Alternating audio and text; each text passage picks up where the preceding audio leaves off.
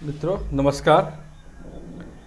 आज हम कतरनी पर कुछ और जानकारी आपको दे रहे हैं और इसी संदर्भ में आज हम जगदीशपुर प्रखंड का जगदीशपुर पंचायत यहाँ के पूर्व मुखिया हैं और वर्तमान में मुखिया प्रतिनिधि भी हैं घनश्याम मंडल जी। इनको जाहिर है जनप्रतिनिधि हैं, मुखिया जी हैं, तो इस क्षेत्र की बात इनको अधिक जानकारी होगी ही आम पब्लिक से। और आज हम इनसे कतरनी के बारे में जानते हैं।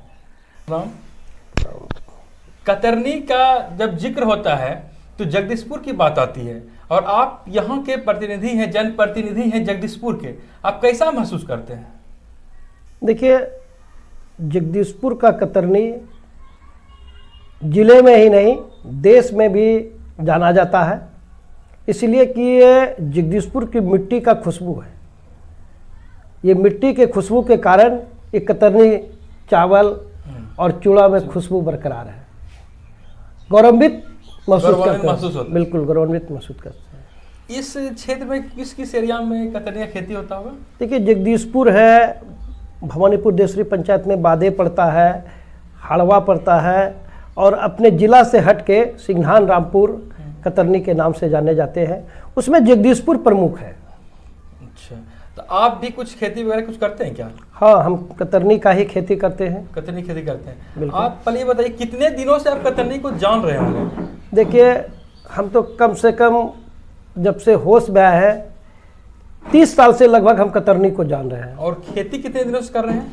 खेती भी हमको लगता है 20 साल से हम जरूर कर रहे हैं, लगातार कतरनी का ही कर रहे हैं अभी भी। अच्छा, आप ये हम आपसे जानना चाहते हैं कि जो पहले खेती करते थे और अभी जो खेती हो रहा है कतरनी का, तो इसमें कोई अंतर महसूस करते हैं क्या? बहुत अंतर महसूस हो गया। अभी का जो कतरनी है वो प्रकृति पे निर्भर हो गया, बारिश पे निर्भर हो गया, इसीलिए कि पानी का अभाव है। अच्छा। और कोई साधन यहाँ उपलब्ध नहीं है। जो नदी का जल स्रोत था, ये नदी के सहारे कुछ पानी आते थे डाल में, बांध में, वो आज बिल्कुल विलुप्त होते नजर आ रहा है हमको। तो कतरनी को क्या कुछ पानी की ज्यादा जरूरत पड़ती है? उस समय पे पानी तो चाहिए उसको, और थोड़ा सा लेट वैरायटी है, लेट समय तक उसको पानी की आवश्यकता है। अच्छा, इस इलाके में और कौन कौन धान होता है? इस इलाके में तो देखिए राजेंद्र सरना है और हाइब्रिड का कई किस्में आया है। अच्छा। 64-44 और कई तरह का, हम तो उतना हम विस्तार से नहीं बता सकते हैं, लेकिन इस सब का भी खेती होता है। प्रमुख रूप से जगदीशपुर एरिया कतरनी के लिए ही जाने जाते हैं। कतरनी का जो साइज होता है, आप खेती के भी करते हैं, तो क्या उसमें पहले जो साइज होता था और अभी जो होता है, क्या उसमें कुछ परिवर्तन हो गया? पहले के साइज से अभी का साइज थोड़ा बड़ा हो। अभी जो हम देख रहे हैं पिछले 2-4-5 साल से कतरनी का साइज थोड़ा बड़ा हो गया। इसका कारण मेरे समझ में आता है कि आज जो कतरनी पे रिसर्च किया गया, वो रिसर्च के बाद जो कतरनी आ रहा है, तो वो कतरनी नहीं आ रहा है जो कि 5 साल पहले था। अच्छा। साइज उसको हमरे समझ से लग रहा है साइज उसमें थोड़ा कुछ बड़ा हो गया, कुछ बड़ा हो गया है। सुगंध में भी कुछ अंतर महसूस करते हैं आप? सुगंध देखिए, जो ओरिजिनल कतरनी है, जो गांव घर से है, जो देहाती क्षेत्र से जाना जाता है, जो हाइब्रिड बीज इस्तेमाल नहीं कर रहा है, तो पुराने जो कतरनी है उसमें आज भी सुगंध वही बरकरार है, पुराना वाला सुगंध, पुराना वाला में। लेकिन जनरली जनरली में परिवर्तन आया है। पहले जो कतरनी का धान लगता था, तो अगर अड्डे से आप चलिएगा तो पता चल जाता था कि कतरनी के खेत पे हम अड्डा पे चल रहे, खुशबू आता था। और अभी ऐसा के महसूस करते हैं? हाँ, ऐसा महसूस कर रहे हैं, उसमें खुशबू थोड़ा विलुप्त होते जा रहा है। अभी कमी होती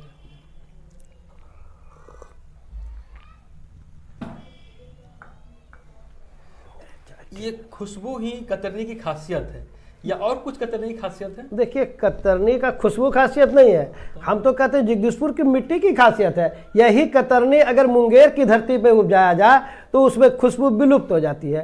ये तो हम समझते हैं जगदीशपुर की मिट्टी की खासियत है। क्षेत्र की मिट्टी की खासियत, मिट्टी के कारण ही यहाँ खुशबू बरकरार है, ये मेरा मानना है।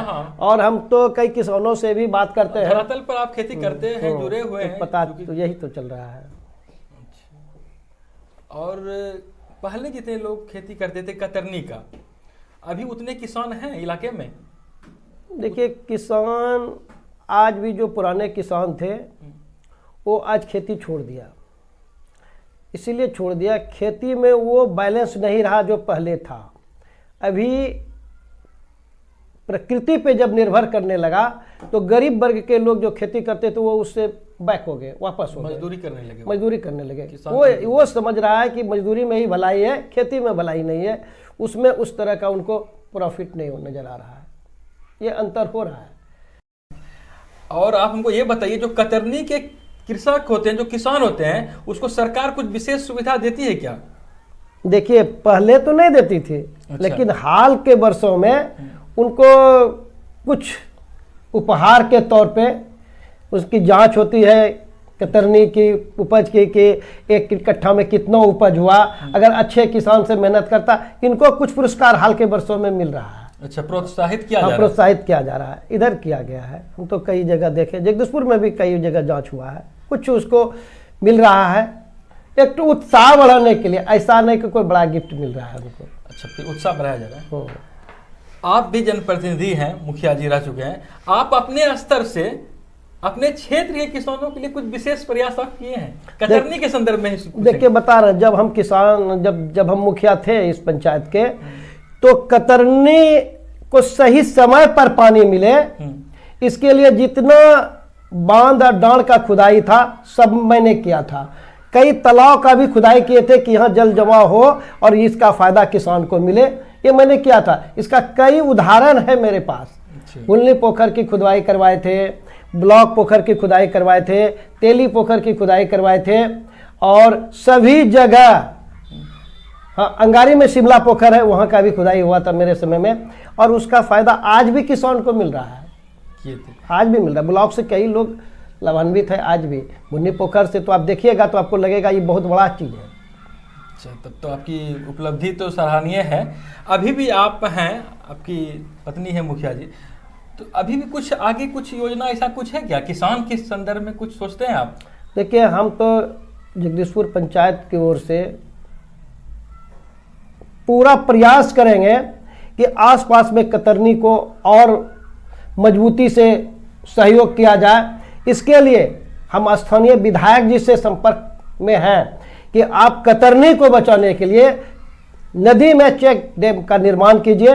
अगर चेक डैम का निर्माण हो जाता है तो कतरनी का खुशबू और कतरनी यहाँ बरकरार रहेगा। मुखिया की बस की बात नहीं है, हमको अपने से ऊपर प्रतिनिधि से रिक्वेस्ट पत्र लगाना होगा और हम लगाएंगे भी जी। ये हम कतरनी को बचाने के लिए इतना सा प्रयास करेंगे। चेक डैम बहुत आवश्यक है। कहीं मीटिंग वगैरह में कहीं बड़े अधिकारी, कहीं बड़े जनप्रतिनिधि कतरनी की चर्चा करते हैं? देखिए, बीच बीच में किसान का तो कार्यक्रम होता है तो मुख्य रूप से कतरनी का चर्चा अवश्य होता है। अच्छा, बिल्कुल होता है, इसमें कहीं किंतु परंतु नहीं। कुछ लोग कहते हैं कि खाद का इस्तेमाल बढ़ गया है अभी। देखिए, आज भी कतरनी में खाद का इस्तेमाल बहुत कम है, एकदम कम है। एक मरतबा वो खाद का इस्तेमाल करते हैं मात्र, और वो क्या, अगर अन्य फसल में देता है 20 किलो तो इसमें 7 किलो। कतरनी में खाद का इस्तेमाल आज भी बहुत कम है। अगर खाद का इस्तेमाल हो जाएगा तो वो कतरनी उपज नहीं हो सकेगा। खाद देंगे तो कतरनी उपज नहीं होगा? नहीं होगा। ऐसा क्यों? इसीलिए वो जो है ना, वो ज्यादा उसका लंबाई बढ़ जाएगा। अच्छा, तो और लंबाई जब बढ़ जाएगा तो वो गिर जाएगा, और गिरने के बाद उसका कोई कीमत नहीं है। और इसीलिए वो लेट वैरायटी है, सबसे पीछे रोपा जाता है, कटाई भी उसका सबसे पीछे होता है। अच्छा, अगर शुरू में कतरनी को रोप दिया जाए तो हम 100% कहते हैं कि वो फसल नहीं होगा। अच्छा, तो अभी क्या लगता है आपको, कुछ बीज में कुछ चेंज हो गया है क्या? जो पहले वाला बीज अभी है? तो देखिए, अभी नया बीज आया है कतरनी का। अगर वो इस्तेमाल हो रहा है तो उसका दाना भी बड़ा हो जाता है और सुगंध भी एक कतरनी वाला नहीं होता है। अगर ग्रामीण इलाके का जो कतरनी है उसका खुशबू और उसके खुशबू में अंतर हो जाता है।